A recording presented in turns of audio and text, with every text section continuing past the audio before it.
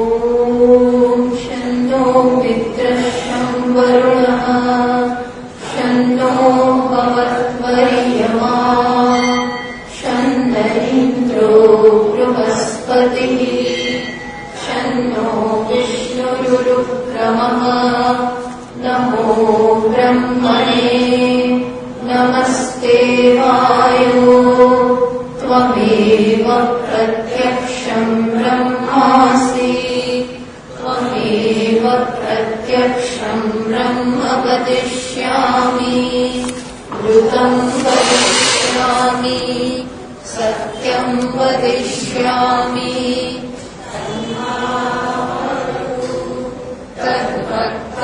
तद्वक्तारमवतु अवतु माम् अवतु वक्तारम् ॐ शान्ति शान्ति शान्तिः ॐ सहनावतु सहनौ भुनक्तु सह वीर्यङ्करवावहै तेजस्विनावधीतमस्तु मा विद्विषावहै ॐ शान्ति शान्ति शान्तिः श्रुतिस्मृतिपुराणानाम् करुणालयम् नमामि भगवत्पादम् शङ्करम् लोकशङ्करम् शङ्करम् शङ्कराचार्यम् केशवम् बादरायणम् सूत्रभाष्यकृतौ वन्दे भगवन्तौ पुनः पुनः ईश्वरो गुरुरात्मेति मूर्तिभेदविभागिने व्योमवद्व्याप्तदेहाय दक्षिणामूर्तये नमः।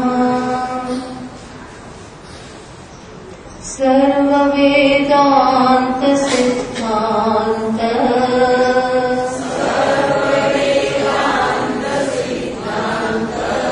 गोचरं तमगोचरम् गोविन्दं परमानन्दम्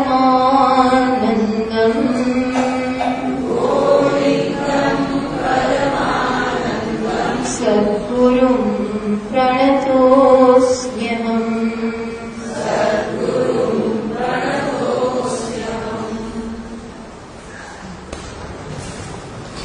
आदौ नित्यानित्यवस्तुविवेकः परिगण्यते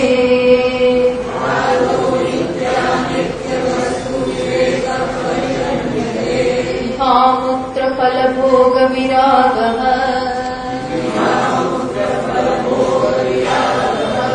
तदनन्तरम् क्षमादिषट्कसम्पत्तिः मुमुक्षुत्वमिति स्फुटम् ब्रह्म सत्यं जगन्मिथ्या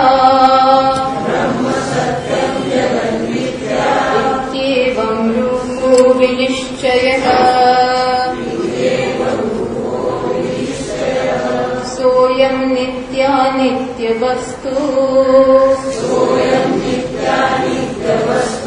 विवेकः समुदाहृतः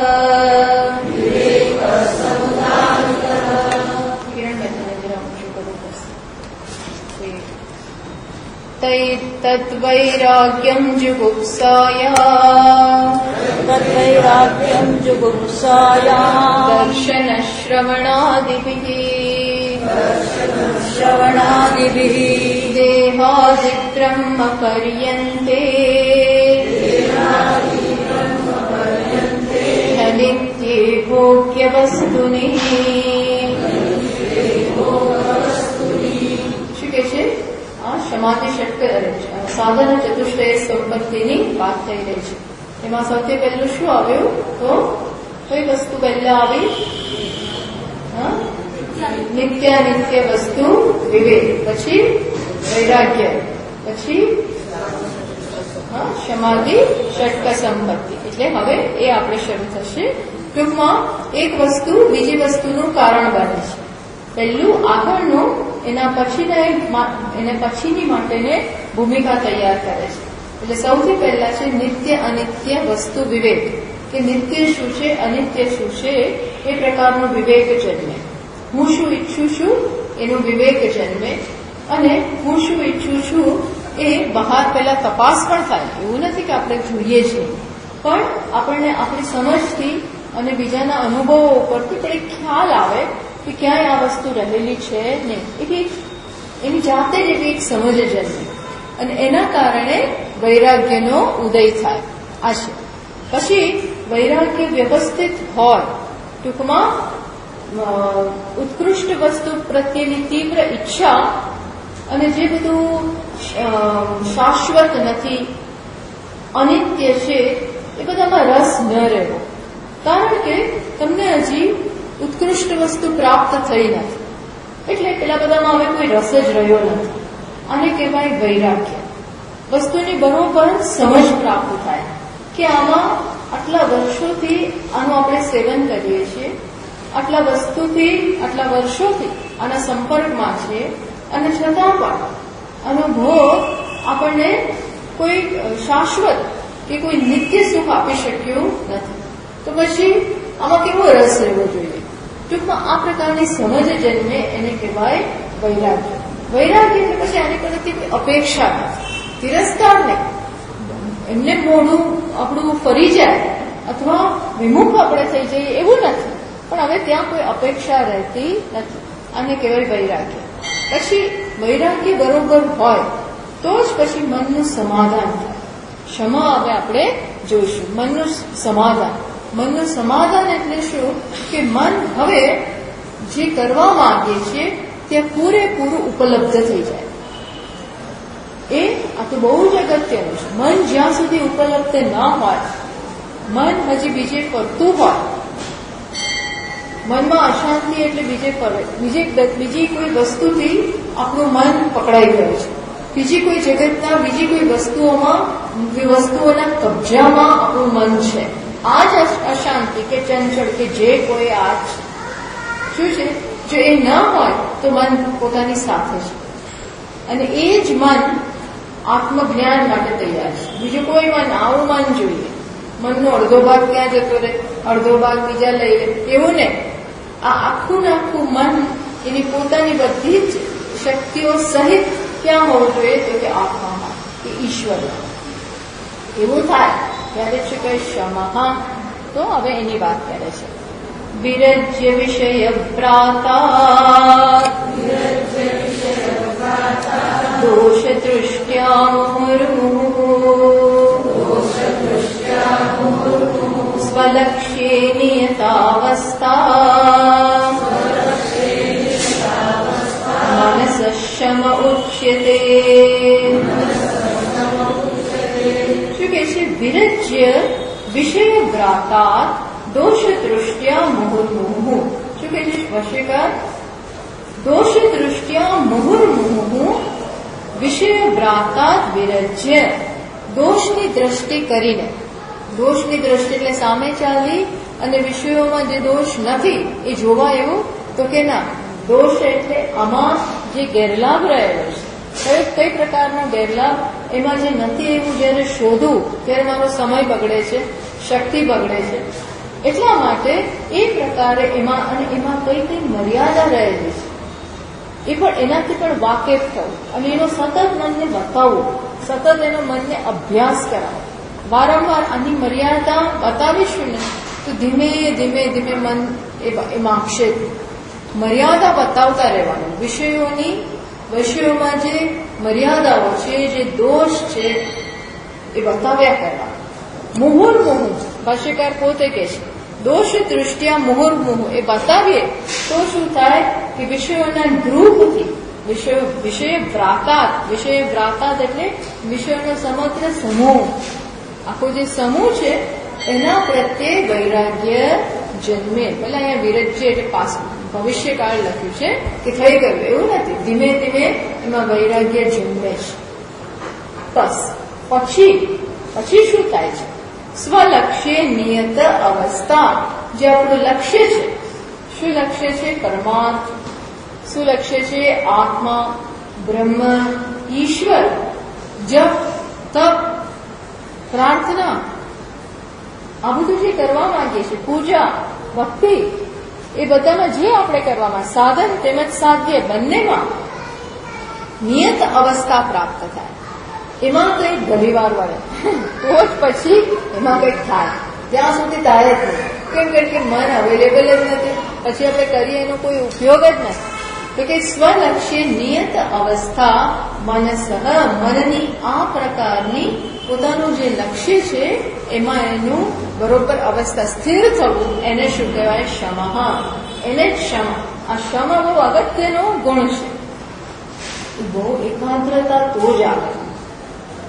આપણે આપણી જાતને જીવનનું કોઈ પણ ધ્યેય હોય, કંઈ પણ કરવા માંગતા હોઈએ તો એમાં એકાગ્રતા તો જોઈએ જ. બધું 1000 વસ્તુ માણસ જે કરતો હોય ને એનું એકમાં ઠેકાણા ના, અથવા એને શું ખરેખર કરવું છે આપણે સમજી જ ના શકીએ.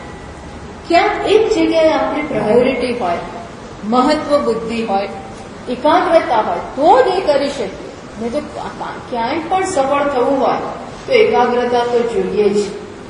લાગી પડવું પડે છે ને, ચોટલી બાંધીને લાગી પડવું પડે, એને કહેવાય ક્ષમા. પણ ચોટલી બાંધી ક્યારે શકો? આ તો બીજું વાળ હોય તો આપણે બાંધી દઈએ, પણ મનને તો એમ બાંધી દઈ ના શકાય. મન તો 7 બાંધો તોય ભાગી જાય, 7 બાંધો તોય ભાગી જાય. એટલા માટે એને તો તમારે મિત્ર બનાવવું જ પડે. કઈ રીતે મિત્ર બનાવો? અત્યારે બિચારું સમજતું નથી એટલે ભાગે છે, એને કંઈક મળે છે એટલે ભાગે છે. ધીમે ધીમે એને બતાવો કે આ જે મળે છે ને એ કયા ભોગે મળે છે. જે થોડું ઘણું તમને મળે છે એ કયા ભોગે મળે છે, એમાં શું ગુમાવો છો. તદુપરાંત કેટલી કિંમત ચૂકવવી પડે છે. આ બધી વસ્તુઓ મનને વારંવાર, 1-2 વાર નહીં, વારંવાર કર્યા જ કરો. ઘણી વાર તો આખી જિંદગી આ કરવું પડે. ત્યારે મનમાં એક નવો સંસ્કાર પડે. શું? ત્યાં છે મારા કામનો નહીં. પછી મને ભાગે નહીં, ડાવડમડું થઈ બેસી જાય. ઘણા છોકરાઓ કેવા હોય, નાના બાળકો ડાયા ડમડા થઈને મમ્મી ભણવાનું કે ભણવા, કે એને ગમતું હોય ને એટલે ભણવા બેસે. પેલા ગમતું નથી ને એટલે એને એટલું બેસાડતા દમ નીકળી જાય. અને બેસાડ્યા પછી પણ એનું મન તો ભાગી જ જતું. વાંચ, અહીં ધ્યાન રાખ, ત્યાં ધ્યાન. એમ કહેવાથી કઈ થવાનું? એમ કયા કરવાથી અહીં ધ્યાન આપ, એવું કઈ થવાનું નથી. તો બેટા ત્યાં ભાગવાનું જ. અહીં બેઠો હોય આપણી સામે, મન હોય ને મિત્ર શું કરે છે, બીજા શું રમે છે, ત્યારે શું ચાલતું હશે, એટલે તમે બોલ્યા કરો. એને કંઈક અંદર જતું નથી, એના મગજમાં અંદર જતું નથી. અને જાય તો થોડી વારમાં નીકળી જાય. કારણ કે એનું આખું મનની બધી શક્તિ પેલામાં જ છે. એવું આમાં ના ચાલે. કારણ કે મન એક છે, કાં તો અહીંયા કાં તો ત્યાં. આવું છે, 2 હોય. આપણે નથી, આપણે ઘણી કહીએ ને, તમે કહો 1000 કામ, 1000 લોકો આપણને ઘરમાં બધા જ કામ શકે. આટલું આ કરી નાખજે, આટલી ઇસ્ત્રી કરી નાખજે, આટલું આ કરી નાખજે, મારે 10 હાથ છે, એકી સાથે હું કેટલા ને જવાબ આપું, હમણાં આ કરો, એકી સાથે એક વસ્તુ જ થશે, બધું નહીં થાય. એ મન બિચારું બી શું કરે? કાં તો તમે કહો એક બાજુ અંદરથી કે જા વિષયનો આનંદ માણ, પેલું કર, ટીવી જો, ન્યૂઝપેપર જો, પેલું કરી નાખ, પેલું આમ ભાગતું હોય એક બાજુ, અને બીજી બાજુ એમ કે થોડોક આત્માનો વિચાર કર. બંને ના કરી શકે. એટલે ટૂંકમાં કર્તવ્ય રૂપે એક વસ્તુ કરવી, એ પણ જો ક્લિયર હોય ને તો આપણે કર્તવ્ય બજાવતો હોય એની પાછળ ધ્યેય તો આ છે. કર્તવ્ય બજાવતા એ ધ્યેય આ હોય કે ઈશ્વરને ખુશ કરીએ. આ કર્તવ્ય બજાવવા દ્વારા મારે કે બીજું નથી જોઈતું. યદ કરોશી યદશ્નાસી યદ જુહોશી દદાસીયત તત્ કુરુષ્વ મદર્પણ. ભગવાન કે જે કરતો હોય કંઈ મને આપી દે, આવા ભાવથી, કર્મયોગની ભાવનાથી, એટલે ટૂંકમાં આપણી બધી જ વસ્તુ પછી ઈશ્વર પરાયણતામાં આપણને મદદ કરે. એ આપણે અગેન્સ્ટ ના જાય, આપણી વિરુદ્ધનું ના થઈ જાય. એટલે મનને આ સમજ તો બહુ જ જરૂરી છે. પહેલા તો જગતના વિષયો પ્રત્યે, જગત પ્રત્યે એને જે ખોટો સંસ્કાર પડી જ ગયા છે, ખોટો અભ્યાસ કરી જ દીધો છે કે આમાં અહીંયા છે, કઈક એટ્રેક્શન છે, આકર્ષણ છે, એ પહેલા કાઢવાનું. એ પહેલા મનમાંથી પહેલું કામ કયું છે કે જગત પ્રત્યે શોભના અભ્યાસ, શોભનત્વ, સારાપણું, સુંદરપણું, એ જે ત્યાં રહેલું છે એવો અધ્યાસ થયેલો છે, એને દૂર કરો. એ કેવી રીતે દૂર થાય? એ એની જાતે ના દૂર થાય. વ્યવસ્થિત વિચાર કરવો પડે. ઇન્દ્રિયો તો જુએ છે કે આ સરસ ગુલાબ છે, આંખ જુએ છે કે આ સરસ છે, આવો કલર છે, જ્ઞાનેન્દ્રિય કે છે આમાં આવી સુગંધ છે. ટૂંકમાં ઇન્દ્રિયો તો આમાં જે છે એ બતાવે છે. પણ આમાં ધારો કે કોઈ મર્યાદા હોય તો શેનાથી જોવાની છે? ઇન્દ્રિયો નહીં જુએ. ઇન્દ્રિયો તો માત્ર એનું એટલું જ કામ છે કે ચક્ષુ આને રૂપ રંગને જુએ, ઘ્રાણેન્દ્રિય એની સુગંધને માણે, કર્ણેન્દ્રિય એમાં કોઈ અવાજ હોય તો એ જુએ, એને સાંભળે, સ્પર્શેન્દ્રિય એના સ્પર્શનો અનુભવ કરે. આ ઇન્દ્રિયોનું કામ છે. પણ બુદ્ધિનું કામ શું છે? ત્યાં છે તો ખરું, પણ સાથે કાંટા રહેલા છે.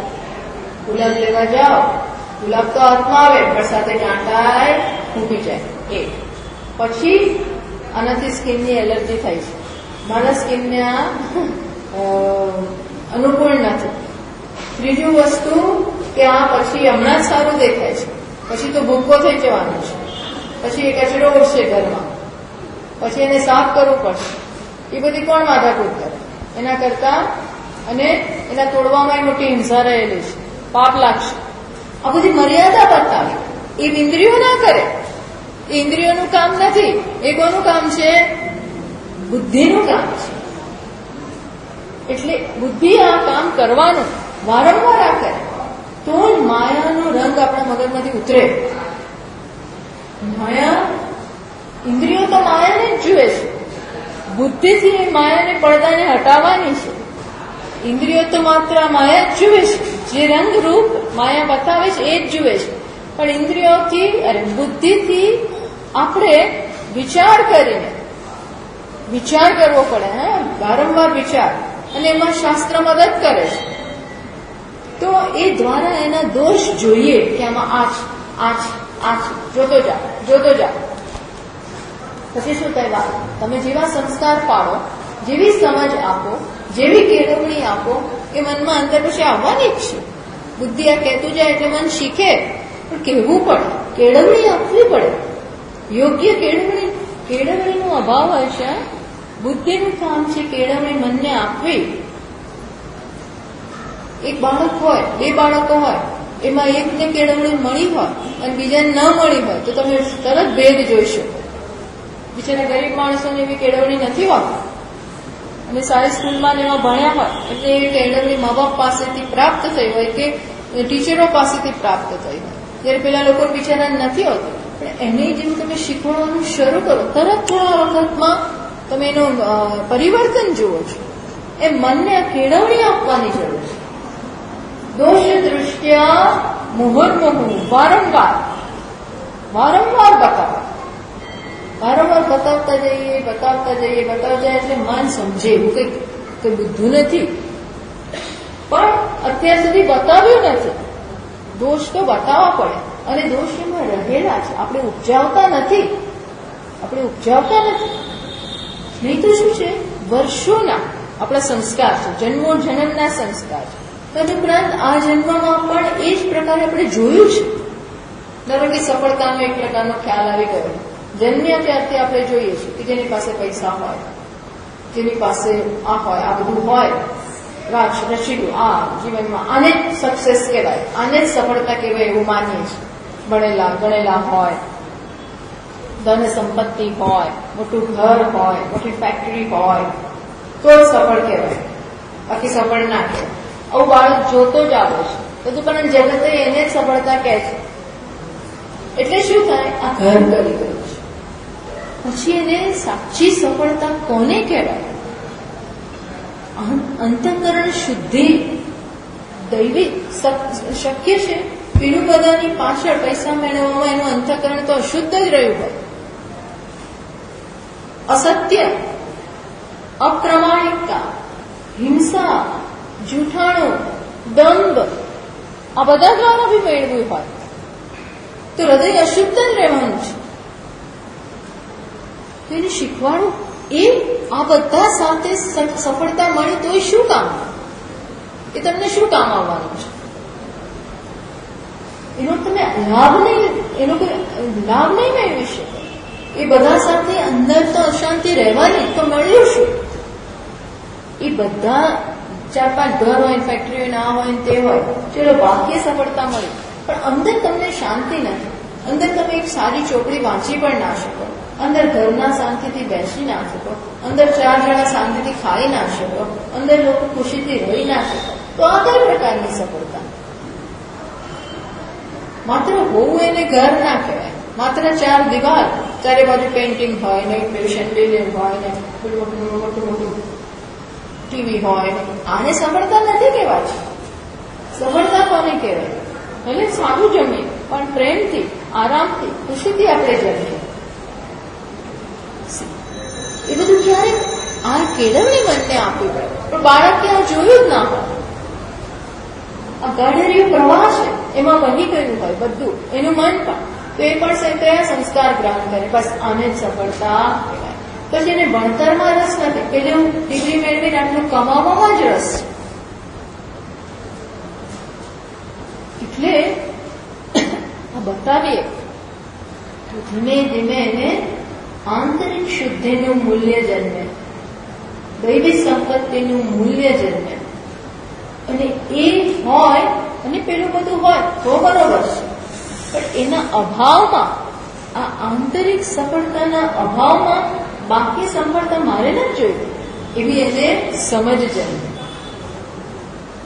અને જે છે એને માણી શકે. કે છે ને તમે ચોપડીથી પૈસાથી 500-600-1000ની ચોપડી ખરીદી શકો, તો વાંચી શકો ખરા? આજકાલ તો ફેશન છે ને, આપણા શેલ્ફ ઉપર ડ્રોઈંગ રૂમમાં સારી બધી નવી બેસ્ટ સેલર બધી લગાવી દેવા, પણ વાંચે કોણ? તમે લઈ આવો ખરા, જે નવી હોય બધી લઈ આવો. જય અને નવી બધી ક્રોસવર્ડમાંથી ચોપડીઓ લઈ આવો. સારામાં સારું સંગીતે સાંભળો, પણ ગમવું જોઈએ ને. ગમવું જોઈએ ને, મૂકી દો પણ ગમે ને. સીતા તો કે ગમે ને, ફલાણું તો ગમે ને, ગમવું જ નથી. હોવું એ પૂરતું નથી, તમે માણી શકતા. અને હૃદય શુદ્ધ હશે, શાંત હશે, તો આકાશને આનંદ માણી શકે. રાત્રે ટેરેસ ઉપર સૂતા હોય અને ઠંડો પવન હોય, ઉપર તારાઓ હોય, બસ યુ કેન એન્જોય. તો તમારે જાજાની જરૂર નથી એન્જોય કરવા. તમે ભલા છો, તમારું હૃદય, આ બે સાથે બધું એન્જોય કરી શકો. એ સાચી સફળતા ઉદારતામાં છે, દૈવી સંપત્તિમાં છે, પ્રેમાળ બનવામાં છે, દયાળુ બનવામાં છે, સહિષ્ણુ બનવામાં છે. આમાં સાચી સફળતા છે. આવું ખબર પડે. ધીમે ધીમે ધીમે માત્ર બહારની વસ્તુઓ એમાંથી રસ ઉડતો જાય. પછી હવે મન માંગવાનું નથી, એ અહીંયા જ કામ કરવાનું છે. હવે પણ નક્કી એને થઈ જાય, સમજ પડી જાય, તો એ પછી હવે લાંચ આપીને કામ કરાવવાનું હોય તો એ કશું નથી જોયું, માન નથી કરવાનું. એમાં પછી એને કોઈ આકર્ષણ ના જન્મે. હજી સમજ જન્મી ગઈ, વારંવાર પેલું બતાવવાથી એને શું કહેવાય? મનસઃ ક્ષમા ઉચ્યતે. એને જ ક્ષમા કહેવાય. ત્યાં સુધી એ ક્ષમા નથી, ત્યાં સુધી તો મન ભાગી જાય છે. તમે બહુ કરોને પાછું આવે પણ એ પાછું જતું જ રહેવાનું. માત્ર એક વસ્તુ ગાર્બેજ હોય, આપણે એટલી વાસ મારતી હોય તો આપણે આમ કરી દઈએ. ક્યાં સુધી આ પ્રોબ્લેમ સોલ્વ ક્યાં સુધી થાય? એકદમ દુર્ગંધ આવે ગાર્બેજ પાસેથી થાય. ઘણી વાર એવું થાય ને, ટ્રેન અમુક જગ્યાએથી પસાર થઈ જાય, આપણે બેહાવર જઈએ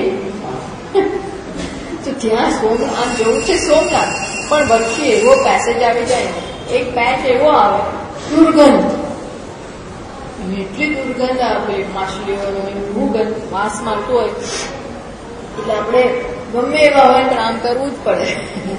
આમ કરી ક્યાં સુધી? પણ એ પ્રોબ્લેમ સોલ્વ થયો ક્યાં સુધી?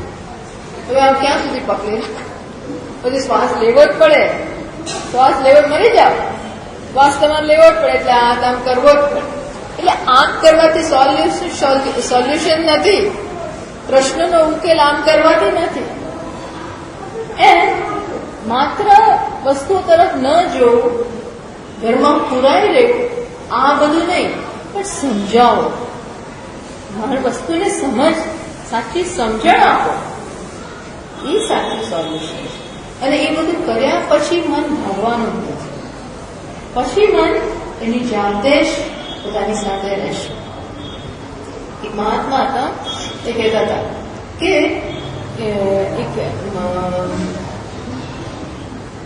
એ પોતે હજી સાધુ નથી થયા ત્યારે કોઈ એક બીજા સાધુએ એમને સલાહ આપી કે તમે કોઈ સંન્યાસ લેતા જ નહીં. એટલે પેલા જોયું કે આવું મને શું કરવાનું કહે છે, મારે ક્યાં લેવો છે, મારે ક્યાં સંન્યાસ લેવો, કે આવા મને સલાહ શું કરવાને આપતો. બસ સાદા વેશમાં હતા અને સાદગીનું ને આ પ્રકારનું જીવન જીવતા હતા. એટલે પેલા એ કહ્યું કે સંન્યાસ ના લેશો, જોજો. એટલે કે હું કઈ બોલીને પછી કેમ તમે આવું કહો છો? તો કે જો એ પોતે સંન્યાસી છે, કે જો મારા બધા જ પૈસા પ્રોવિડન્ટ ફંડના મેં બધા ભેગા કર્યા હતા, એ બધા જ દર મહિને એમાંથી હું આમાંથી વાપર્યા કરું છું મારું ગુજરાત ચલાવવા માટે. બધું જે થોડું નાનું ઘણું મોટું જોઈતું હોય એ બધું એમાંથી ઉપાડીને સંન્યાસી થયા પછી પણ હું વાપરું છું ને મારું કામ ચલાવું છું. હવે તો બધું પૂરું થવા આવે અને પૂરું થશે પછી મારી લાઈફ બહુ ડિફિકલ્ટ થઈ જશે, કારણ કે પૈસા વગર કંઈ જીવાય એવું છે નહીં. એટલે સંન્યાસીઓ તો શું છે, એટલે શું બતાવે કે હજી એને સિક્યોરિટી કેમાં દેખાય છે, હજી એને સલામતી ક્યાં દેખાય છે. પેલું હશે તો જ સલામતી છે અને નહીં તો સલામતી છે નહીં. ટૂંકમાં કહેવાનું શું છે કે મનમાં જે રહી ગયું છે પહેલાના સંસ્કાર, કે સલામતી એટલે પૈસા, સલામતી એટલે અર્થ, માન પાન આ હોય તો જ સલામતી હોય. એ જે રહી ગયું છે એ પછી પણ જતું નથી. એટલે મન એનો પેતરો કરતું હોય કે ક્યાંથી પૈસા મેળવવા, ક્યાંથી સલામતી મેળવવી, ક્યાંથી સફળતા મેળવવી, આવું જો માનતું હોય તો કહેવાનું શું છે, આ બધું જાય નહીં. તમે સતત મનને બતાવ્યા ના કરો. બાકી સંન્યાસ એટલે શું, ખરેખર તો આકાશ નીચે આવી જવું. તમારી એકમાત્ર સંપત્તિ હોય તો શું સંપત્તિ છે? શરીર, મન અને બુદ્ધિ. એ જ બધી સંપત્તિ રહે, પછી બીજી કોઈ સંપત્તિ છે નહીં. તો લોકો આપે એ વસ્તુ અલગ છે, આપણા દેશમાં સારું છે, આપણે એ વસ્તુ અલગ છે. બાકી તમારી ભૌતિકી સંપત્તિ હોય તો શું છે, એ ભૌતિકી ના કહેવાય, પણ એ હોય તો માત્ર શરીર છે, મન છે, બુદ્ધિ છે. સાધના કરો બસ. અને ભગવાન યોગક્ષેમમ વહામ્ય એ છે, વિશ્વાસ રાખવો પડે, વિશ્વાસ રાખવો પડે એના ઉપર. બાકી પણ પેલું જો રહી ગયું હોય, બાકી આજે જમાનામાં આ બધા સંસ્કાર રહી ગયા હોય છે, એટલે શું થાય, મોટો આશ્રમ, મોટું આ, મોટું નામ, મોટું બધું મોટું, તો તમે સફળ કહેવાઓ. છે ને, આવું છે ને. એટલે પછી પણ આવા પ્રયત્નો થાય. જો આવી સમજ ના પડી હોય ને, આ બધી વસ્તુ, મારું કહેવાનું તાત્પર્ય છે કે પૈસામાં સફળતા છે, નામનામાં સફળતા છે, રાષ્ટ્રચીલામાં સફળતા છે, એવું માનતા હોય તો મનનું ક્ષમામાં રહે જ નહીં. કારણ કે તો મન શું કરવાનું, મન તેના માટે પ્રયત્ન કરવાનો. અને તો આત્મચિંતન નથી શક્ય. એ આત્મચિંતન થતું હોય તો એ બીજા માટે થતું, બીજા માટે એટલે એ પણ એક સાધન બની જાય બીજી બધી વસ્તુઓ માટે. બહુ સૂક્ષ્મ છે વસ્તુ સમજવાની. એટલા માટે ક્ષમા કોને કહેવાય? કે મનમાં વૈરાગ્ય ઉપર કામ કર્યું હોય, વૈરાગ્ય ઉપર કામ કર્યું કે ધન એટલે શું, સફળતા એટલે શું, સલામતી એટલે શું, આવો વ્યવસ્થિત વિચાર કર્યો હોય તો જ પછી મન, આ વૈરાગ્ય પછીની ભૂમિકા છે મનનું અંદર રહેવું એ થાય. અને હજી થોડું રહી ગયું હોય તો તમે મનને સમજાવ્યા કે ના, તું આ વિચારે છે ને એ યોગ્ય નથી. સાચી સલામતી તારું પોતાનું અંતઃકરણ છે, ઈશ્વરનું નામ છે, આત્મા છે, એમાંથી શોધ, એને પ્રાપ્ત કર, એને આત્મસાત. આ સાચું છે. બીજું આવે એ બરોબર છે, જાય એ બરોબર છે. ઈશ્વરને નક્કી કરવા દે, ઈશ્વરને કામ કરવા દે. તું દોડાદોડી ના કર, તું એને કારણે વિક્ષિપ્ત ના થા. તો શું થાય કે તું મન ભેગું રહે, નહીં તો મન પછી અંદર રહેતું નથી. આને કહેવાય ક્ષમતા. સ્વલક્ષ્ય નિયત એટલે વારંવાર આ કરવું પડે. મનને જ્યાં સુધી આ નવું મૂલ્ય ન જન્મે, મન એની જાતે અંદર ન રહે. બસ એ માણસ ખુશ છે જેનું મન એની સાથે છે, જે થોડું છે એની સાથે એને ખુશ છે, એ માણસ સુખી છે. પોતાના અભ્યાસમાં અથવા ગૃહસ્થ હોય તો પોતે જે કરતો હોય એમાં આ સમજ હોય તો જ એ ખુશ છે. અને નહીતર અંદરથી દુઃખી રહેવાના, કારણ કે મન ભાગી જ જવાનું. કે સંન્યાસીની જ વાત નથી કરતી, કોઈ પણ સાચી સમજ જન્મવી જોઈએ કે ક્યાં છે વસ્તુ, ક્યાં છે, હું એને ક્યાં શોધું છું, તો જ મને ભેગું રહે. તો જ પછી મનસ સ્વલક્ષ્ય, તો મન પોતાના લક્ષ્યમાં. હવે લક્ષ્ય શું છે ભાઈ તમારું? તો કે સગુણે નિર્ગુણે વા નિયતમ અવતિષ્ઠમાન નિશ્ચલમ નિર્વિકારમ ભવત. તો પછી સગુણમાં કે નિર્ગુણમાં એ સ્થિત થઈ શકે. જો સગુણમાં પહેલા જરૂરી છે, સીધું નિર્ગુણમાં નહીં જાય. મનનું લક્ષ્ય શું છે? ભલે અંતતો ગત્વા નિર્ગુણ નિરાકાર એ આપણું ધ્યેય હોય, પણ નિર્ગુણ આપણે રામચરિત માનસમાં વાત કરીને નિર્ગુણ ઈશ્વરની ભક્તિ વગર આ હાથમાં આવતું જ નથી. નિર્ગુણ ઈશ્વરની ભક્તિ વગર, નિર્ગુણ એ શું છે? એ સગુણ જ છે. નિર્ગુણ કઈ અલગ વસ્તુ નથી. ઈશ્વરની ભક્તિ, અનુગ્રહ. અને ઈશ્વરનો અનુગ્રહ એટલે શું? એને પોસલાઈ દો, એને આમ તેમ પોસલાઈ દો. જેમ આપણે બહાર લોકોને પોસલાઈ દઈએ ને, મૂરખ બનાવી દઈએ. આ બિઝનેસમેનોને લોકો બધું આવું જાત જાતનું કરતા, ક્યારે મૂરખ બનાવી દે, બધું કરે. આ ઈશ્વર કે તમે મૂરખ નથી કરવાનો, એ કે ત્યાં વેપાર નથી કરવાનો. પેલા બધા હોય તો તમે એને આમ તેમ ફસાઈ દો અને કે છે ને એને બોટલમાં પૂરી દો, બાટલામાં પૂરી દેવું. આવું બધું ત્યાં ના થાય. એટલી તો ભક્તિ, હૃદયની શુદ્ધિ, સમર્પણ, સેવા, નિસ્વાર્થતા, નિષ્કામતા, આ બધાથી ભગવાન પ્રસન્ન થાય છે. એટલે કે તો મન પોતાના સ્વલક્ષ્ય, પહેલું લક્ષ્ય શું છે? સગુણ પ્રાર્થના, જપ, તપ, પૂજે હોય. ઈશ્વરને સમજવા કે ઈશ્વરની યોજનાને સમજવી. નહીં તો શું થાય ખબર છે? આપણને જે નથી મળ્યું ને એનો રંજ રહી જાય. આપણને જેને જેને અપમાન કર્યું એના પ્રત્યે દ્વેષ રહી જાય, વૈરની થોડી ઘણી ભાવના રહી જાય, આસક્તિ બી રહી જાય. આ બધું રહી ગયું છે. એટલે મન તો આવા બધા છીંડામાંથી બહાર જવાનું જ. મનને કે નથી વિચારવાનું, તો કે નહીં વિચાર, શું માને? એ તો જેને અપમાન કર્યું એના વિશે વિચારશે, જેને દુઃખ આપ્યું એના વિશે વિચારશે જ. કારણ કે એ બહુ પેલું રહી ગયું છે અંદર, ઘા રહી ગયું. એટલે થોડી થોડી વાર એ બિચારું એને રૂજ આવી જ નથી, રૂજ નથી આવે. એટલે ડાયાબિટીસ છે અંદર, રૂજ છે નહીં આવે અંદર ડાયાબિટીસ, એટલે રૂજ આવવાની નથી.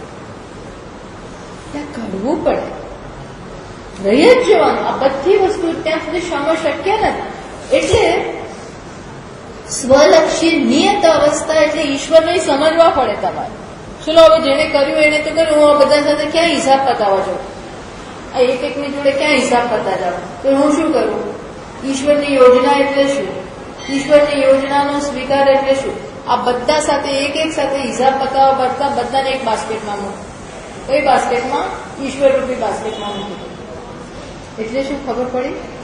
ઈશ્વરે જે કર્યું સારા માટે હશે, કઈક યોજના હશે, કઈક શીખવાડવા માંગતો હશે. હમણાં જેટલું વાત સાંભળે ને, ગુજારે જે શીલે તારે જગતનો નાથ સ્વીકારી લે. ભણ્યું પ્યારું પ્યારાએ અતિ પ્યારું ભણી લે. હશે કોઈક કારણ. બહુ મોટી સંપત્તિ છે. જે થયું એને કર્યું છે, એને ખબર છે. દરેક વસ્તુનું કંઈક કારણ છે. એ માણસે એવું કર્યું એનું બી કારણ છે. એનામાં તો છે જ, એ તો એવો જ છે. એની પાસે બીજા કયા સંસ્કાર, એનો એવો કેવો છે, એનું કેવું ભણતર છે, એ કેવા વાતાવરણમાંથી આવ્યો છે. સતત એને તિરસ્કાર મળ્યો છે, સતત એને પ્રેમ મળ્યો નથી. એ માણસ શું કરવા? જે દુઃખ આપે છે એ પોતે દુઃખી છે. જે બીજાને દુઃખ આપે છે, જે બીજાને લાગણી દુભવે છે, એ અંદરથી દુઃખી છે. એ દુઃખી છે માટે આ કરે છે. માટે આપણા હૃદયમાં એમના માટે સહાનુભૂતિ જન્મે. એના માટે દ્વેષ નહીં, સહાનુભૂતિ. કારણ કે હવે આપણે આપણું જ વિચાર કરવાનું. આપણું દુઃખ, આપણે દુઃખી હોઈએ ત્યારે આપણે બીજાને સારી રીતે બોલાવી નથી શકતા. બોલાવી શકીએ ત્યારે એવો મૂડ નથી, અને ત્યારે લપેટમાં આવી ગયો તો આવી ગયો. જયારે દુઃખી હોય, એ ગુસ્સામાં હોય, ત્યારે તે બીજા હાથમાં ભલે એ બીજો નિર્દોષ હોય, નિર્દોષ પણ કે નવાણીઓ ફૂટાઈ જાય. એને બિચારે કાંઈ કર્યું ના. બહુ વારંવાર થાય ને. ઓફિસમાંથી આવે અને પતિ કે પિતા કે જે હોય કે અંકલ તો મમ્મી એ ઓફિસમાંથી આવે બિચારી, અને એના બોસે એને કંઈક કહ્યું હોય, અથવા એના બીજા સાથે કામ કરનારા સાથે એને ત્યાં તકલીફ પડી હોય, ઝઘડા આવું બધું થયું. એટલે ટેન્શન કેટલું હોય છે આ બધી જગ્યાએ. એટલે ઘરે આવે ને પેલો છોકરો પાછો એ કકડાટ કરે, ત્યાં બનાવ્યું નથી, તું આમ કરે છે, તું આમ કરે છે, તું આમ કરે છે, આના પૈસા, પેલું આપ, પેલું આપ. એટલે સીધો પેલો બધો ગુસ્સો અહીંયા ઉતરે. હવે આનો દોષ ને ટૂંકમાં આપણે એ સમજવાનું છે કે આ બધું થાય છે. સામેની માણસ, સામેની વ્યક્તિ આ પ્રકારનું વર્તન કરે છે, એની પાછળ કોઈ કારણ છે. એની પાછળ કોઈ કારણ છે. એ સ્વીકારશે નહીં પેલી વ્યક્તિ. પણ આપણે આ બુદ્ધિ, આપણે આપણી હવે આ સમજ પછી આપણે જાણવું જોઈએ કે દરેક વ્યક્તિનું એક હિસ્ટ્રી, એનો એક ભૂતકાળ છે. એકની દુનિયામાંથી જીવે છે. તમારા એકલા સાથેનો સંબંધ નથી. અને માટે એનું આ વર્તન પાછળ ઘણા કારણો છે. આવું સમજી અને આપણે એને માફ કરી દઈએ. માફ કરવાથી શું થયું ખબર છે? એ ચેપ્ટર ત્યાં ક્લોઝ થઈ. આપણા મગજમાંથી ગયું એટલે શું થયું? મારું મન ઇન્ટેક્ટ. મારું મન હવે કશું ઘા લઈને ફરતું નથી. હું એને ઘા ના આપું, એ મને ઘા ના આપે. પેલી વાત મેં કરી હતી ને, એક વ્યક્તિ બહુ ટેન્શનમાં છે, અશાંત છે એકદમ. એ સાધુ પાસે જાય છે. એવા એટલા શાંત લાગતા હતા ને એ સાધુ, એકદમ શાંત હતા. એટલે કે તમારી આ શાંતિનું રહસ્ય શું છે? હું તો એકદમ અશાંત છું. એટલે કે હું કહું એમ કર, હું તને કહું એમ તું કર થોડા દિવસ. એટલે કે શું કે તું મને તો શું દેખાય, તારું કપાળ, હું પેલું કપાળ વાંચે ને એવું શું કહેવાય એને, ફેસ રીડિંગ. હું જોઈ શકું છું તને શું થવાનું છે. મેં જોયું તારા કપાળ હું વાંચીને. એટલે સાધુ કહે છે, મને લાગે છે કે તારું 10 દિવસમાં મૃત્યુ છે. 10 દિવસ પછી તું નહીં હોય. એટલે કે એમ પછી પેલો તો ભાગ્યો. પેલો ભાગ્યો. શું કર્યું? 10 દિવસમાં મરી જ જવાનું છે ને. એટલે જેના પૈસા લીધા હતા બધાને ચૂકવી દીધા. જેને એની પાસેથી નાનું મોટું લીધું હતું એ બધાને માફ કરતા કે હવે હું ભેગું કરીને શું કરું, 7 દિવસ જેટલું ખાવાનું તો મારા ઘરમાં ભરેલું, ઘઉં છે, લોટ છે, ચણાની દાળ છે, તુવેરની દાળ, આ બધું છે. મારે કે હવે જો ખાવાનું કોને સૂચવાનું છે. એટલે જેની પાસેથી પોતે માગતો તો બધું માફ. જેની લાગણી એને દુભવી હતી, એનાથી દુભાઈ ગઈ હોય ને, બધાને જઈને માફ કરી આવ્યો, માફી માંગી લીધી, બધાને માફી માંગી, માફ કરજો મારાથી આમ થયું. અને જેને એની લાગણી દુભવી હતી એ બધાને અંદરથી માફ કરી દીધા, માફ કરજો મારાથી ના. જેની લાગણી બીજાઓએ એની દુભવી હતી એ બધાના મનમાંથી ખંખેરી નાખ્યું કે એવું તો થાય એમ કરીને બધું પતી ગયું. ટૂંકમાં જગત સાથેનો બધો જ હિસાબ ચુકાવી દીધો. હવે એનું મન કેવું થઈ ગયું, એકદમ શાંત. પછી 10 દિવસ થયા એટલે પેલા મહાત્મા મળવા આવ્યા. એટલે તું તો કઈ હજો એના માથા ઉપર એવું તેજ દેખાય. ઓર એટલી શાંતિ શાંતિ શાંતિ. ચાલો ક્યાંય નથી, કોઈની ઈર્ષા નથી. હવે કોઈની સાથે મરવાનું છે, કોની ઈર્ષા કરવી, કોઈની સ્પર્ધા નથી, કશું જ નથી. મન સતત ક્યાં છે એનું હવે શ્રી રામ જય રામ જય જય રામ. હવે તો મરવાનું જ છે એટલે એ જ કાંઈ સામું દેખાય છે, શ્રી રામ જય રામ. કોઈ દેખાતું નથી, બાપો દેખાતો કે બાબા આ કોઈ નહીં માય હવે મન નથી. એટલે પેલાથી હું તો કોઈ ગજબ શાંત થઈ ગયું કે હા તો શું કર્યું તે કે મેં તમે કહ્યું કે તું મરી જવાનું છે એટલે બધા લેણ દેણ બધું સમાપ્ત કરી. તો કે બસ મને પૂછતો હતો ને કે શાંતિનું શું રહસ્ય છે, મારી શાંતિનું શું રહસ્ય છે એ મેં તને કરે. તારું કોઈ મૃત્યુ આવવાનું નથી, તું કોઈ મરવા કરવાનું છે નહીં, જીવ પણ હવે આ રીતે જીવ. ટૂંકમાં અશાંતિનું શું કારણ છે?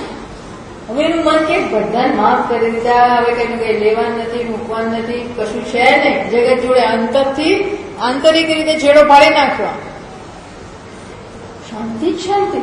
અને શું કહેવાય, મનસઃ શમઃ ઉચ્યતે. હવે એનું મન કેના માટે ઉપલબ્ધ છે? કોઈ ડિસ્ટર્બન્સ નથી. ઘરમાં રસોઈ કરતા હોય તો ભલે કરે, શોર બકોર થતો હોય તો ભલે થાય, જે થવું હોય થાય. મારું મન શેમાં છે? શ્રી રામ જય રામ જય જય. કશું સ્પર્શ નહીં. સ્વલક્ષ્ય નિયત અવસ્થા મનસઃ શમ ઉચ્યતે. પછી એને એવું ના થાય કે ઈશ્વરે શું કરવાને મને આ બધા માણસો આપ્યા, ઈશ્વરે શું કરવાને જે કર્યું એ ભલે કર્યું, હવે જવાનું જ છે. આવું આપણે છે. હા ભાઈ, આપણે જવાનું જ છે વહેલા મોડા, ખબર નથી ક્યારે. પતાવી દો આ બધા જોડે, બધા જોડે બધું પતાવી દેવું, આપોઆપ શાંતિ. સ્વલક્ષ્ય નિયત અવસ્થા, આપણું લક્ષ્ય છે ત્યાં અવસ્થા આપણી થઈ જાય. કયું લક્ષ્ય હોય છે કે ઈશ્વર, સગુણ ઈશ્વર તેમજ નિર્ગુણ. બસ આવું જયારે થાય એને શમઃ કહેવાય. હવે મનરૂપી સંપત્તિ આપણી પાસે છે, જ્યાં યોજવી હોય ત્યાં હું યોજી શકું. કોઈ પૂછવું ના પડે. મન હવે મારા હાથમાં છે. પહેલા તો હાથમાં જ નહોતું. હવે પાઠ કરવો હોય, પૂજા કરવી હોય, જપ કરવો હોય, વાંચવું હોય, લખવું હોય, ધ્યાન કરવું હોય તો મન રેડી છે. નહીં તો શું થાય, ધ્યાન કરીને મન બીજું ધ્યાન કરે, મન એનું ધ્યાન કરે અને હું ખોટું બહાર બેસી રહું. આવું બધું થાય. એવું નહીં. હવે રહ્યું આ બહુ મોટી અચીવમેન્ટ છે, બહુ મોટી અચીવમેન્ટ છે ને. આ ન કર્યા, આ કર્યા વગર અમારામાં હવે આત્મજ્ઞાન કેવી રીતે શક્ય છે? શક્ય જ નથી. પછી શમઃ, પછી શું આવે છે? દમઃ. સાધન. હવે ષટ્ક સંપત્તિની વાત કરે. 6 સંપત્તિનું જે ગ્રુપ છે એમાં પહેલું આવ્યું શમ, પછી છે દમઃ. દમ એટલે નિગ્રહ, ઇન્દ્રિયો ઉપર નિગ્રહ, એની વાત કરે. વિષયેભ્ય પરાવર્ત્ય સ્થાપનમ સ્વસ્વગોલકે ઉભયેષામિન્દ્રિયાણાં સદમઃ પરિકીર્તિતઃ. विषयेभ्य परावर्त्य स्थापनं स्वस्वगोलके उभयेषाम् इंद्रियाणां स दमः परिकीर्तितः। दमः परिकीर्तितः। दमः कोने कहेवाय? स दमः એટલે નિગ્રહ કોને કહેવાય? તો કે ઉભયેષામ ઇન્દ્રિયાણામ, બંને પ્રકારની ઇન્દ્રિયોને. કઈ બે પ્રકારની? તો કે જ્ઞાનેન્દ્રિયો અને કર્મેન્દ્રિયો. આ બંને પ્રકારની ઇન્દ્રિયોને વિષયેભ્ય પરાવર્ત્ય, એ જે વિષયમાં ભાગી જાય છે, જ્ઞાનેન્દ્રિયો એ વિષયમાં જતી રહે છે, પૂછા કર્યા વગર ભાગે. કર્મેન્દ્રિયો પણ ભાગી જાય અથવા જતી રહે. ભાગે ને તો ધીમે ધીમે પણ જાય. આ બંને જણા કયા બે?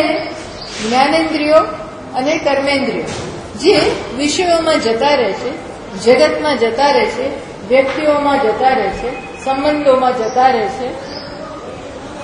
એમને પરાવર્ત્ય, એમને ત્યાંથી પાછા લાવીને, ડોન્ટ લેટ ધેમ ગો, એને ત્યાં જવા નહીં દેવાના. જાય તો પાછા એ કે તું તાર તું બેસ, એવું નહીં. આપણે એને પાછા લઈ આવવાના. પરાવર્ત્ય, પાછા લાવી અને ક્યાં મૂકવાના?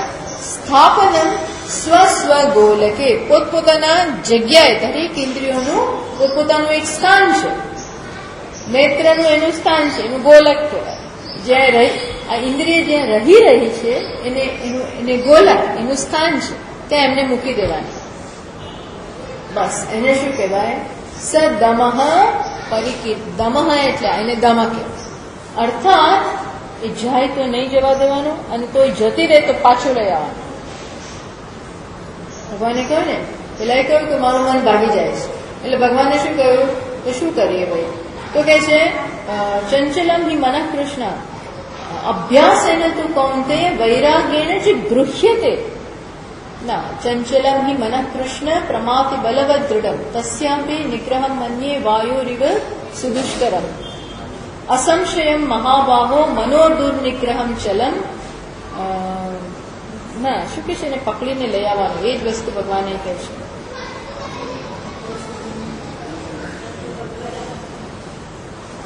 શું કોની પાસે ગીતા છે? અસંશયમ મહાબાહો મનોદુર્નિગ્રહમ ચલમ ચંચલમ હિ મનઃ કૃષ્ણ પ્રમાતિ બલવદ દૃઢમ અભ્યાસ. એને પકડીને લઈ આવવાનું પાછું, એ કહી રહ્યા છે ભગવાને. ત્યાં એક શબ્દ વાપરો કે પકડીને મનને. યતો યતો નિશ્ચરતી મનશ્ચંચલમ અસ્થિરમ તતસ્તતો નિયમ્યે તત. જેના જે કારણથી મનની વાત કરે છે, આ નહીં જોઈએ બેન, જે કારણથી અથવા જ્યાં જ્યાં પણ મન ગયું છે ત્યાં એને રહેવાને દે. સારું તું રહે, હું 5 મિનિટ પછી આવીશ, એવું નહીં. ત્યાંથી લાવી દેવા. એને એ સાવધાની જોઈએ. જે કારણથી મન જતું રહ્યું છે, તતસ્તતો નિયમ્ય થતા. આ નિયમન કરી હાથ પકડીને લઈ આવવાનું. આ દમનની ક્યારે જરૂર પડે ખબર છે? જો શમ ના ચાલે તો. જો શમથી કામ પતતું હોય, આપણે કહીએ સામ દામ દંડ ભેદ, પેલું આપણે પહેલાથી દંડથી ના શું કરીએ? એક પગે ઉભો રહે, પહેલેથી નહીં. પહેલા શેનેથી શરૂ કરીએ? સમજાવટથી શરૂ કરીએ. પછી જરા કંઈક એને લાલચ આપીએ. એ ના થાય તો પછી થોડી શિક્ષા કરીએ. એ ના થાય તો પછી બીજું કંઈક કરીએ. પણ પહેલેથી તો સારું જ કરવાનું. સારો થોડો માઇલ્ડ અને સોફિસ્ટિકેટેડ સારો ઉપાય અજમાવવાનો. એમ અહીં પણ ક્ષમાથી કામ પતતું હોય, સમજાવટથી, સાચી ટ્રેનિંગ આપવાથી કામ પતતું હોય તો દવાની જરૂર નથી. એ ન ચાલે તો પછી છોડીને જા થવા દો, જેમ થતું હોય એવું નહીં. દમન થોડું દવાની જરૂર. પણ આ સમજાવટથી થયું છે ને એટલે વાંધો નહીં. સમજાવટ એટલે મારા ઉપર સંયમન કરવાનો એક વેલ્યુ છે. છૂટો દોર આપવાની વેલ્યુ નથી. એટલું તો હોવું જ જોઈએ. મારી જાતને મારે સાચી લાઈન ઉપર લાવવી જ, વિષયોનું લંપટ બનવું નથી. આવી પ્રકારની એક વેલ્યુ હોય, એક ઈચ્છા હોય, તો આપણે સમજાવટથી કામ નથી કરતું. 1000 વાર વિષયોનો દોષ બતાવીએ તો એ માગે છે તો માગે જ છે. શું કરીએ? તો કે નહીં મળે, માગવાનું છે, નહીં મળે. આપણી સામે પછી થોડું હટ પણ છે, નહીં મળે એટલે નહીં મળે, જે કરવું એ કરી. આ જોઈએ આપણે પોતાની સાથે, બીજા સાથે નહીં, આપણે પોતાની સાથે આ દમન જોઈએ. ઉભયનિશામ ઇન્દ્રિયાણા, જેમ પેલો રથ જતો હોય અને ઘોડા માનતા જ ન હોય તો પછી ચાબુકથી ખેંચવા પડે અને તોય ના માને તો પેલું મારું સેજ મારવો પડે. એમ આપણી નહીં જ મળે. જો આજે તે આમ કર્યું છે ને, આમ નહીં જ મળે. તો વિષયનો વિચાર કર્યો છે આજે, તો આમ નહીં જ થાય. આજે ખાઈશ નહીં, આજે હું પીશ નહીં. એ બધી થોડા નિયમ આવા કડક. એક રોટલી એટલે એક જ રોટલી. જે પણ દમન આપણે કરતા હોય. એટલે એક વખત ભગવાન પાસે વિભીષણજી ગયા, રામચંદ્રજી પાસે વિભીષણ જાય છે, એ બીજા થોડા આવ્યા બધા અને કહે છે ભગવાન કંઈક આ શમન માટે, એના માટે જરા ઉપાય બતાવો. ત્યાં તો કંઈ ઠેકાણું આવતું નથી, શાંતિ રહેતી નથી અને મન ભાગ કરે છે, કંઈક ઉપાય બતાવો.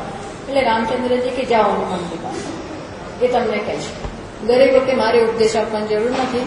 જે ઉપદેશ એ આપી શકતા હોય એમાં મારા વચ્ચે પડવાની જરૂર નથી. હનુમાનજી પાસે મોકલ્યા આ લોકો. વિભીષણજી ગયા. હનુમાનજી શું કર્યું કે હનુમાનજીને પૂછ્યું કે આ મનને શાંત રાખવાનો અને અંતઃકરણને પોતાની સાથે જ રાખવાનો શું ઉપાય છે?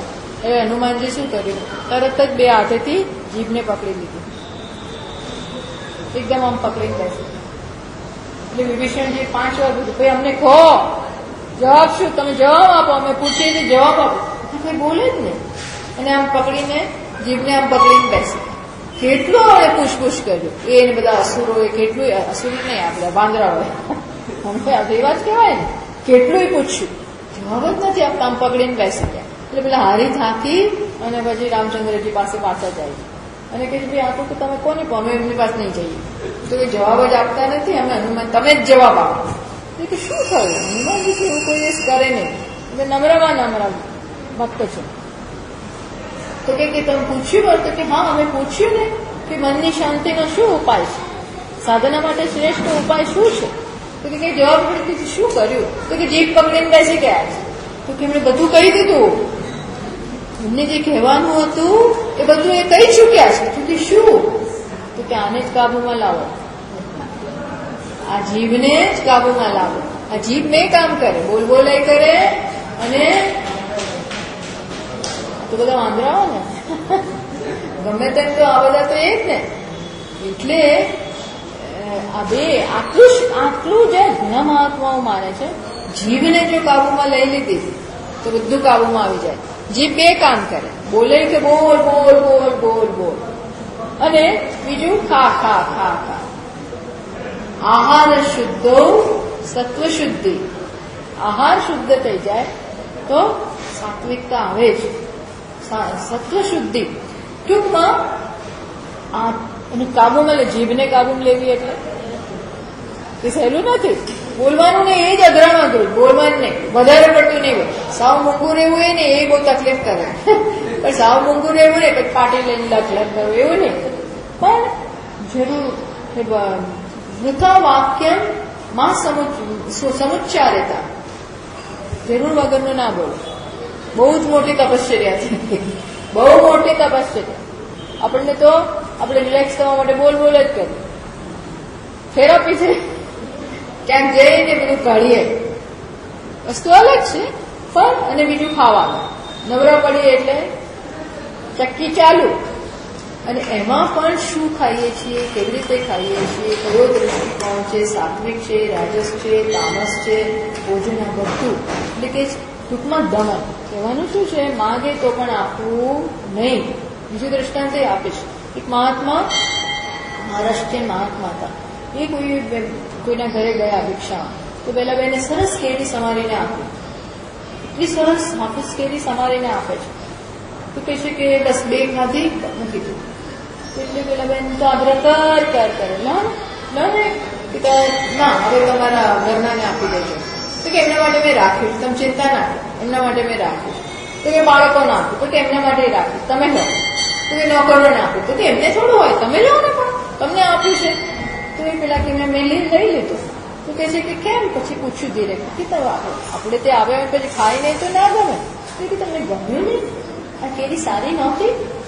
તો કે ના, આજ તમે જે સમારીને કેરી આપી છે એવી કેરી મેં આજ સુધી ખાધી નથી. એટલી સરસ મીઠી, સરસ કેરી. તો કે તો પણ તમે કેમ માત્ર 2 પીસ ખાઈ મૂકી દીધા? કે મેં નિયમ કર્યો છે જે બહુ ભાવે એ માત્ર છે ચાખી લે, બીજી વધારે ના લે. જીભ જે માગે, જીભ જેમાં ખોવાઈ જાય એ તો વધારે લેવું જ નહીં. ન ભાવતું હોત તો ખા, ન ભાવે બી હોત તો હજી 3-4 પીસ વધારે લીધા હોત. પણ જે બહુ ભાવ્યું પછી એ સ્વાદથી ખવાય છે. પછી પેલેટને ગમે છે માટે ખવાય છે, જીભને. એવું મારું નથી, મારો નિયમ છે. એટલે શું? આને દમન કહેવાય. આ દમન, મારું કહેવાનું તાત્પર્ય છે થોડા ઘણા દમનની જરૂર છે ને છે. 7 ક્ષમ હોય, કોકને જ ના જરૂર હોય. બાકી એવું કે છે ક્ષમ હોય તો દમનની જરૂર નથી. પણ ક્ષમ સંપૂર્ણપણે દમ વગર આવે નહીં. સાવ દમન હોય જ નહીં, છૂટો દોર હોય તો ક્ષમ એની પૂર્ણ માત્રામાં આવતું પણ નથી. એટલે દમન જરૂરી છે, નિયમો જરૂરી છે, બોર્ડર લાઈન ડ્રો કરવી જરૂરી છે, ઉભા થઈ જવું જરૂરી છે, મર્યાદા જરૂરી છે. ભલભલા નહીં નહીં. ગાંધીજીને કે ગાંધી આપેલી કઈ યાત્રા, દાંડી યાત્રા. તો કે છે હું 2 ખજૂર લઈશ, બસ સાંજે 2 ખજૂર. પેલા લોકો 3-4 લાવે, નહીં 2 એટલે 2 બોલો. અને ફળ પણ મોંઘા લેવા હોય તો કે નહીં 2 જ ફળ, તો જે સાદું કંઈક હશે એ જ. લીંબુ 1 જ.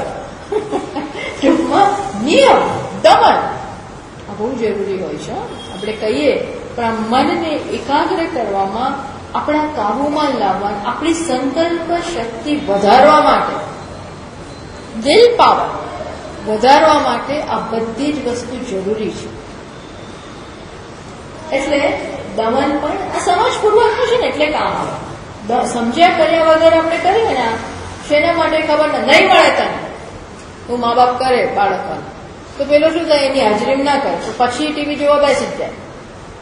એની જવાની જ વાર હોય, મા બાપને ઘર છોડવાની વાર જ હોય, એટલે તરત જ ટીવી ખોલવાનો, તરત જ મોબાઈલ કરે, તરત જ ફોન કરે મિત્રોને, બધું તરત કરે. પણ એમને સમજ પાડી હોય ને તો બધું એવું મા બાપે સમજાવવા વાળા જોઈએ. પણ થોડાક પહેલા સમજેવાય હોવા જોઈએ. છોકરાઓ ડાયા હોતા જ નથી. પણ ટૂંકમાં ટ્રેનિંગનો વિષય છે, આખો ને આખો વિષય ટ્રેનિંગનો છે. આપણા પણ આ સંગાતને ટ્રેન કરવાનો છે. મિલિટરીમાં કેવું હોય, લેફ્ટ એટલે લેફ્ટ જ, અને રાઈટ એટલે રાઈટ. એનું માઇન્ડ એમ કન્ડિશન થઈ જાય. એ જ્યાં થોડી જડતા રહેલી છે. આપણે એવા જડ નથી બનવાનું, પણ આ તો ખરું જ. બધી વસ્તુઓ માટે બહુ જરૂરી છે દમન, દમન, દમન. એટલે પ્રજાપતિએ પણ એ જ દ આપ્યો ને, કોને? અસુરોને દમન. કારણ કે ભોગી લોકો છે એટલે એમને આ દ ઉપદેશ આપ્યો. એ દ્વારા એમને શેનો નિર્દેશ કર્યો કે તમારા જીવનમાં દમન હોવું જોઈએ. દમનની જરૂર, મનુષ્યને દયાની જરૂર છે, પણ અસુરોને, દેવતાઓને દમનની જરૂર છે. ઇન્દ્રિયોથી સમજી વિચારીને દો. સાવ ન આપવું એમ નહીં, પણ મર્યાદા એ પણ જરૂર છે. નહીંતર આપણી બધી શક્તિ એમાં જતી રહેશે. હવે તો આ એક જ શક્તિનો સંચય ભેગી કરો. અને જે સારી વસ્તુ કરવા માંગે ત્યાં કામ આવે, એનો બહુ જરૂર છે ત્યાં શક્તિનો, ત્યારે કઈ નહીં હોય. એટલા માટે હવે આવશે ઉપરથી. મનને હવે બાહ્ય આલંબનની જરૂર જ નથી. એને કહેવાય આવતા વખતે આપણે ઉપરથી જોઈએ. पूर्णमदः पूर्णमिदं पूर्णात् पूर्णमुदच्यते पूर्णस्य पूर्णमादाय पूर्णमेवावशिष्यते। ॐ शान्तिः शान्तिः शान्तिः। शङ्करं शङ्कराचार्यम् केशवं बादरायणम् सूत्रभाष्यकृतौ वन्दे भगवन्तौ पुनः पुनः। ईश्वरो गुरुरात्मेति वेदविभागिने व्योमवद्व्याप्तदेहाय दक्षिणामूर्तये नमः। ॐ शान्तिः शान्तिः शान्तिः। हरिः ॐ श्रीगुरुभ्यो नमः। हरिः ॐ।